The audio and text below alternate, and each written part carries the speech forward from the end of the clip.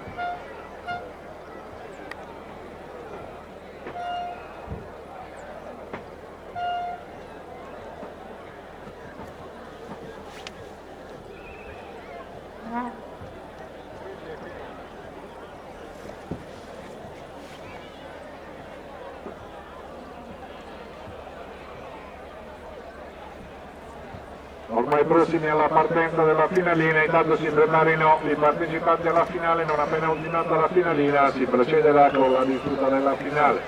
Ricordiamo anche qui stessa distanza delle batterie, al terzo passaggio davanti al palo da vivo, i primi 3 classificati riceveranno 1.000 euro al primo, 700 al secondo e 300 al mica meglio terzo. al primo, va bene. In pista con numero 5 Ardauli, Michael Rossini in sella Pertinace, numero 7 Fordogiano su Stefano Canadese in sella Doriano, numero 15 Busacchi, Gianluca Fais in sella Solladanaio e numero 16 Ardauli, Federico Sanna in sella Giorgio.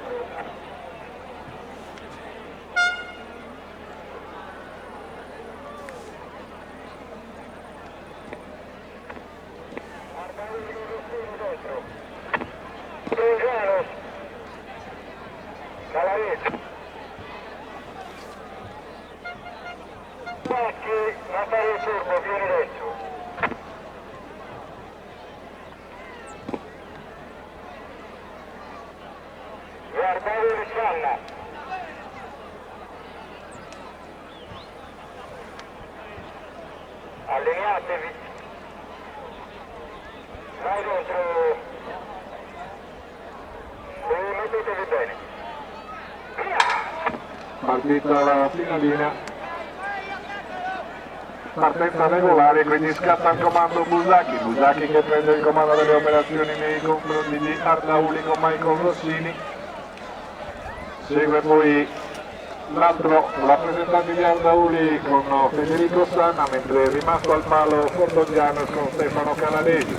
Vogliamo preparare un postatore Ardauli con Michael Rossini su Pertinace, mantiene un paio di lunghezze di vantaggio nei confronti di Busacchi. Gianluca Fais in terza Ardauli con Federico Sanna cerca il riavvicinamento, i cavalli che si presentano in retta per il secondo passaggio che vede ancora Ardauli condurre con Michael Rossini su Busacchi, Gianluca Fais che lo avvicina Giro conclusivo con Ardauli che non molla la testa della corsa nei confronti di Busacchi che prova ad attaccare quando i cavalli fanno l'ingresso in retta opposta, sembra poter passare Busacchi e lo fa a metà della retta opposta. Busacchi che passa al comando nei confronti di Ardauli, uno con Michael Rossini e l'altro di Ardauli con Federico Stanna.